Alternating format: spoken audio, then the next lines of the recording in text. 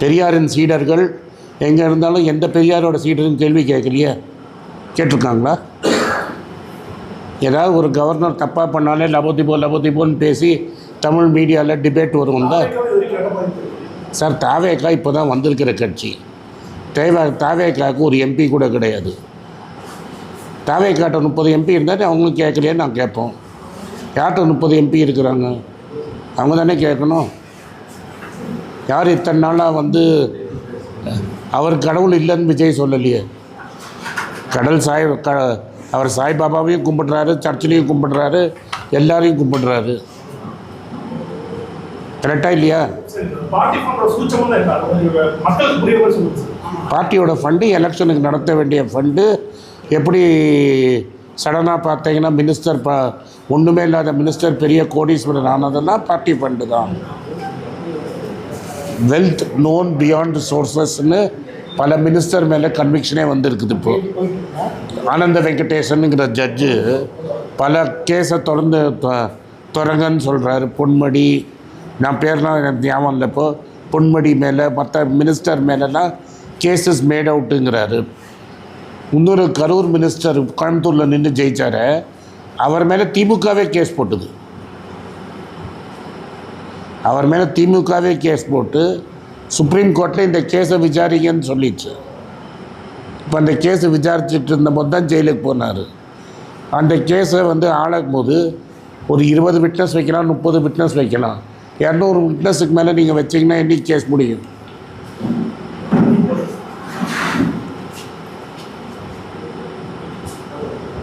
விளக்கம் தெரிஞ்சிடுச்சுல்ல உங்களுக்கு. இப்போ நீங்கள் திமுக கேபினெட்டில் விரல் விட்டு எண்ணுங்க. யாரெல்லாம் இப்போ வேணாம், உங்களையே நீங்கள் மனசாட்சி இருக்குது, விரல் விட்டு எண்ணுங்க. எவ்வளோ பேர் முன்னாடி ஏஐடிஎம்கேலேருந்து வந்தாங்க?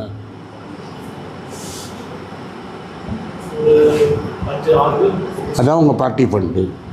ஆட்சி மாறினாலும் பார்ட்டி ஃபண்டு மாறல. கரெக்டாக ஜெயலலிதாட்ட ட்ரைனிங் வாங்கிட்டு இங்கே வந்தாங்க. ஜெயலலிதாவை சுப்ரீம் கோர்ட்டே ஆமாம் கில்ட்டின்னு சொல்லிடுச்சு. நீங்கள் வேணால் அம்மாங்களாம் நான் தெய்வங்களாம். சுப்ரீம் கோர்ட் என்ன சொல்லிடுச்சு? இறந்துட்டாங்க, அதனால் சென்டென்ஸ் கிடையாது. Convicted criminal is convicted criminal. நீங்கள் வேணால் சிலை கட்டலாம், சமாதி வைக்கலாம், எல்லாம் பண்ணலாம். But Jayalalithaa is a convicted criminal and eyes of law. அதுதான் உங்கள் பார்ட்டி ஃபண்டோட ஆர்கனைசேஷனு. எம்ஜிஆர் பேரை சொல்லி அந்த பார்ட்டி கோர்ட்டு தீர்ப்பு நான் சொல்கிறேன். பேப்பரில் சப்ஸ்கிரைப் பண்ணாங்கன்னு, எல்லாருக்கும் சப்ஸ்கிரிப்ஷன் பண்ணாங்கன்னு ரெசிப்டை கொடுத்து காசை வாங்கினதாக தான் கேஸு. அதுதான் பார்ட்டி ஃபண்டோட சூசுமம். சுப்ரீம் கோர்ட்டே சொல்லிடுச்சேன், நான் என்ன சொல்லணும்? அந்த கேஸை நீங்கள் எடுத்து ஜெயலலிதாவும் சசிகலா மேடமும் கன்விக்டான கேஸ் எடுத்து படித்தீங்கன்னா, இந்த மைக்கேல் குஹுனான்னு ஒரு ஜட்ஜு, முத்துக்குமாரசாமி வேறு மாதிரி ஜட்ஜ்மெண்ட்டு போட்டார். நம்ம உடனே கட் அவுட்லாம் வச்சோம். ஆனால் இன்னொரு மைக்கேல் குஹ்னான்னு ஒருத்தர் வந்துட்டார். மைக்கேல் குஹ்னா உண்மையாக பொய்யா எழுதிவிட்டார். அந்த ஜட்ஜ்மெண்ட் அவர் எழுதின தீர்ப்பை சுப்ரீம் கோர்ட்டே மாற்றி எழுத முடியல. கரெக்டாக இல்லையா? அப்போ அங்கே இருந்த மினிஸ்டர் தானே இங்கே இருந்தாங்க. அதுதான் பார்ட்டி ஃபண்டு.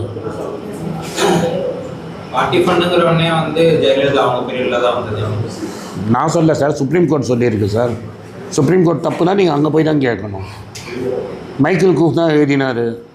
மைக்கேல் குஹ்னாவை எவ்வளோ பேர் மிரட்டினாங்க, என்ன ஆசை காட்டினாங்கங்கிறது வரலாறு. மைக்கேல் குஹ்னா உண்மையை எழுதினார். மைக்கேல் குஹ்னா எழுதியது உண்மைங்கிறது சுப்ரீம் கோர்ட்லேயே தீர்ப்பாயிடுச்சு. அப்போ இருந்த மினிஸ்டர் எங்கே இருக்காங்கன்னு நான் கேட்டேன். அவர் சொன்னார் பதில், நான் சொல்லலை. அப்போ வந்து ஒரு டிரான்சிட் மாதிரி பார்ட்டி ஃபண்டு போயிருக்குங்கிறது தான் பொருள். சார், காங்கிரஸ் கட்சியினர் வந்து தமிழ்நாட்டில் எந்த மாவட்டம் பல மாவட்டங்களில் துரோகிகள் அப்படிங்கிற முழக்கத்தை எதிர்கொள்றாங்க, நிறைய பேரம் போடுறாங்க. யாரு? காங்கிரஸ் கட்சியினர் துரோகிகள்னு சொல்லி யார் சொல்றாங்க? திமுக சொல்றாங்க. சொல்லட்டும். அது வந்து கட்சிக்காரங்களுக்கு ஒரு வேலை கொடுக்குது. நீங்க கட்சிக்காரங்களுக்கு என்ன சொல்ல விரும்புறீங்க? நம்ம துரோகி இல்லைங்களே. நாங்களா போய் மசூதி இடித்தோம்? நம்மளுக்கு தெரியும் பிஜேபி இன்னைக்கு இங்கே மினிஸ்டர் ஜெயித்ததே வந்து இஸ்லாமிய ஓட்டில் தான். கோயம்புத்தூரில் ஒரு மினிஸ்டர் ஜெயித்தார், அது இஸ்லாமிய ஓட்டில் தான். ஆனால் பாபரி மஸ்ஜித் இடிக்கிறச்ச முரசலிமானன் எங்கே இருந்தார்? எங்கே இருந்தார்? அது துரோகமா இல்லை நாங்கள் பண்ணது துரோகமா? கலைஞர் பிஜேபியோட கூட்டணி போட்டு அவரோட மருமகனை காமர்ஸ் மினிஸ்டர் ஆக்கினது துரோகமா இல்லை நாங்கள் துரோகிங்களா? டிஎம்சியோட தமிழ்நாடு மாநில காங்கிரஸ் மூப்பனாரோட கூட்டணி போட்டு மூப்பனார் முதுகில் குத்திட்டு நம்ம பாபரி மஸ்ஜித் இடித்தபோது எங்கள் யார் அதெல்லாம் ஆனப்புறம் வாஜ்பாய் கேபினெட்டில் யார் காமர்ஸ் மினிஸ்டராக இருந்தாங்க? நாங்கள் இருந்தோம்மா? இங்கே மக்கள் ஒரு தீர்ப்பு சொல்லிட்டாங்க. 105 சீட் 107 சீட்டோ 105 சீட்டோ ஒரு பார்ட்டிக்கு கொடுத்துட்டாங்க. இப்போ எனக்கு நம்பர் மறந்துருச்சு. தமிழ்நாட்டில் ஒரு நிலையான ஆட்சி வரணும். அமித்ஷா மற்ற ஊர்லலாம் பண்ணுற மாதிரி பின் வழியாக ஒரு ஆட்சியை பிடிக்கிறதுக்காக ட்ரை பண்ணுறாரு கவர்னர் வச்சு. கவர்னர் வந்து விஜயை கூப்பிடலன்னு உங்களுக்கு தெரியும். அது மாதிரி சமயத்தில் தமிழ் மக்களோட தீர்ப்பை காப்பாற்றுறதுக்கு ராகுல் காந்தி அந்த முடிவு எடுக்கிறாரு. 5 பேர் சப்போர்ட் பண்ணுறாங்க. பேபிகிட்ட ராகுல் காந்தி தான் பேபிகிட்ட பேசுகிறாரு. கம்யூனிஸ்ட் கட்சி சப்போர்ட்டை வாங்கி தர்றாரு. ஐயுஎம்எல்கிட்ட பேசுகிறாரு கேரளாவில், அவங்களும் வராங்க. இல்லாட்டா என்ன இருக்கும்? இன்றைக்கி ஏடிஎம்கே இந்த மோசமான நிலைமைக்கு இருக்கிற எம்ஜிஆரோட கட்சி இவ்வளோ மோசமான நிலைமைக்கு இருக்கிற காரணமே போய் பிஜேபிகிட்ட அவங்க அடமானம் வச்சது தான். அதே மாதிரி தாவாக்காக்கும் ஆகிடக்கூடாதுங்கிற ஒரு நல்லெண்ணத்தில் ராகுல் காந்தி செஞ்சார். நாங்களாக சொன்னோம் ஏடிஎம்கே உங்கள் ஜென்ம எதிரி வந்து ஏஐடிஎம்கேயும் டிஎம்கேயும் ஜென்ம எதிரி. யார் 2 பேரும் கூட்டணி வச்சுக்கலான்னு பேசினாங்க? நாங்களா? எம்ஜிஆர் கருணாநிதியை பற்றி என்ன பேசினார்? எம்ஜிஆரை விட்டுருங்க. ஜெயலலிதா கருணாநிதியை பற்றி என்னெல்லாம் பேசியிருக்காங்கன்னு ஆனால் நீங்கள் தான் ப்ரெஸ்ஸில் இருக்கீங்க, உங்களுக்கு தெரியும். அது மாதிரி பேசின கலைஞரை பேசின கட்சியோட நாங்கள் வெளியிலேருந்து ஆதரவு தரோம், நீங்கள் ஆட்சியை அமைங்க, நீங்களே மினிஸ்டர் ஆகிடுங்க அப்படின்னு சொன்னது என்ன காங்கிரஸ் கட்சி சொல்லிச்சா? என்ன சார்? இன்னைக்கு வந்து ஆளக்கூடிய தாவேக்கா பாஜகவோட ஒரு இணக்கமான போக்கு கையாளுறாங்க. யார் சொன்னாங்க? எந்த இடத்துல இணக்கமாக இருக்குது? நான் தான். நீங்கள் முன்னாடி வரல. அயோத்தியை பற்றி பேச வேண்டியவங்க பேசலையே. முதல்ல அதை பண்ண சொல்லுங்கள். சும்மா இங்கே எலி போச்சு பூனை இங்கே நாங்கள் தேர்தலின் போதாகட்டும் தேர்தல் முடிஞ்ச பிறகாகட்டும் எங்கள் அதை எதுக்கு கொள்கை எதிரி பாஜகன்னு சொல்லிட்டார். ரைட்டா? இது வரைக்கும் பாஜகவோட இணக்கமாக எந்த ஸ்டெப்பும் எடுக்கலை. அவர் என்ன சொல்கிறாரு? சென்ட்ரல் கவர்மெண்ட்டோட சேர்ந்து வேலை செஞ்சால் தான் எங்களுக்கு எல்லாம் கிடைக்குங்கிறாரு. நான் கேட்குறேன், நீங்கள் சனாத்த தர்மத்தை பற்றி பேசினவர் அயோத்தியா கோவிலில் அடித்த கொள்ளையை பற்றி ஏன் பேசாமல் இருக்கீங்க? நீங்கள் தானே கோவில்லையே நம்பிக்கை இல்லைல்ல உங்களுக்கு? சுமார் 6000 கோடி காணும்னு சில பேர் பேசுகிறாங்களே, குரல் எங்கே போச்சு? பேசணுமா வேணாமா? மாநாட்டியை நான் கேட்குற கேள்வி அவங்க கேட்கணுமா வேணாமா? அண்ணாமலை கேள்வியை நான் கேட்குற கேள்வியை ராஃபேல் வாட்செல்லாம் கேட்டீங்களே, அயோத்தியாவில் பற்றி ஏன் பேச மாட்டேங்கிறீங்க? கேட்கணுமா வேணாமா? ராஃபேல் வாட்ச் கேட்டாங்கல்ல, அப்போ அயோத்தியாவை பற்றி கேட்கணுமா வேணாமா? இது மாதிரி ராமர் கோவிலை வச்சு பாஜக ஆட்சிக்கு வந்தது. ஆமாம், உண்மை அதுதான். ஆனால் பாஜக வெற்றி பெறுவதற்கு காங்கிரஸ் தான் காரணம்னு சொல்லி கூட கூட்டணியில் இருந்த உதயநிதி ஸ்டாலின் அப்படி தான் சொன்னார். எப்போ சொன்னார்? நாங்கள் டிவிக்கேவோட சப்போர்ட் கொடுத்தப்புறம் சொன்னார். இன்னும் சொல்லுவார். மக்கள் கேட்குறாங்களான்னு பார்ப்போம். இப்போ ஒரு எலெக்ஷன் வரும், 7 சீட்டுக்கு வரப்போகுது. திமுக எவ்வளோ சீட்டு ஜெயிக்கும்னு நீங்கள் நினைக்கிறீங்க?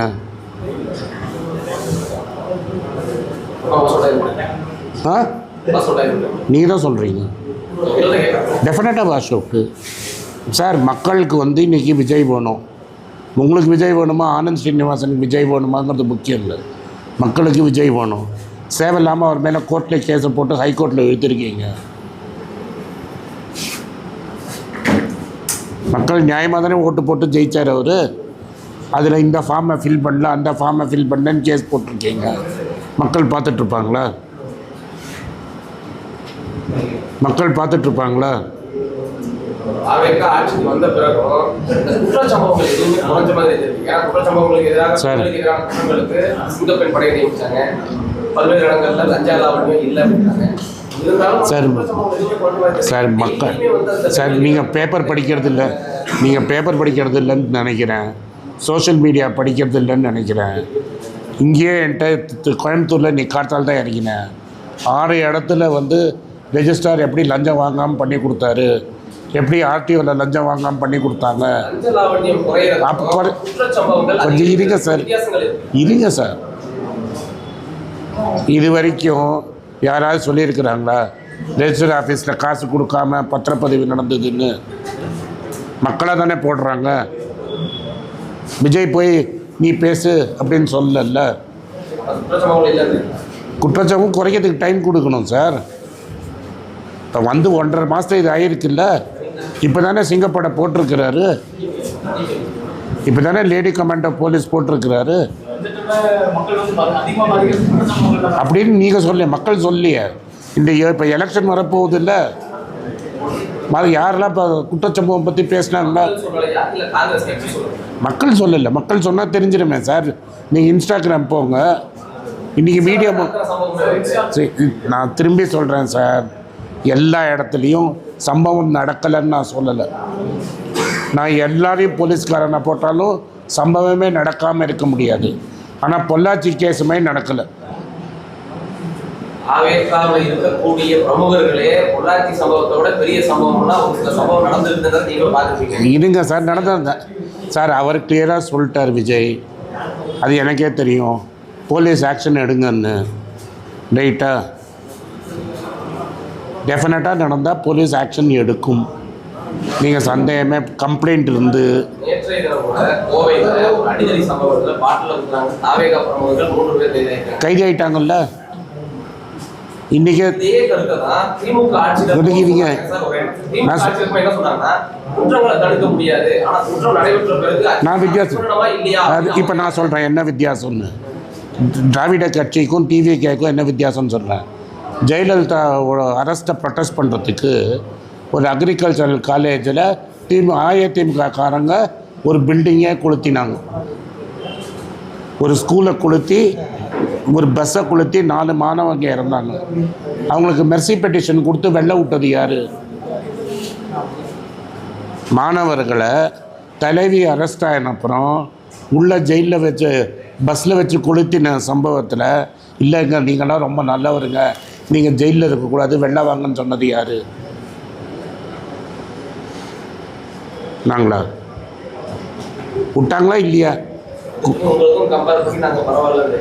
சார் இப்போ தான் நாங்கள் வந்திருக்கிறோம், எங்களுக்கு டைம் கொடுங்க, டெஃபினட்டாக நடக்கும்.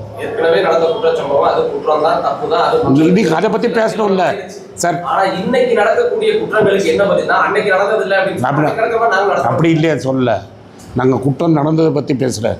குற்றவாளின்னு சொன்னவங்களை நீங்கள் வெளில விட்டீங்கன்னு சொல்கிறேன். நான் கோர்ட்டு தண்டித்தவங்களை ஃபுல் சென்டர் உங்கள் கட்சி ஆளுங்கிறதுனால இல்லை, டெஃபினட்டாக கிடையாது. நீங்கள் க்ரைம் ரெக்கார்டை பாருங்கள். ஐசோலேட்டட் இன்சிடென்ட்ஸ் வந்து பெருசாக ஆகப்பட்டிருக்கு, ஆனால் டோட்டல் க்ரைம் பார்த்தீங்கன்னா டெஃபினட்டாக குறைஞ்சிருக்கு. நீங்கள் போனீங்கன்னா அடுத்த வருஷத்தில் பார்த்தீங்கன்னா போன 5 வருஷத்தில் நடந்ததுக்கும் 1 வருஷத்தில் நடந்ததுக்கும் எவ்வளோ குறைஞ்சிருக்குன்னு பார்த்தீங்கன்னா டெஃபினட்டாக 0 ஆகாது, ஆனால் குறைஞ்சிருக்கும். Thank you sir.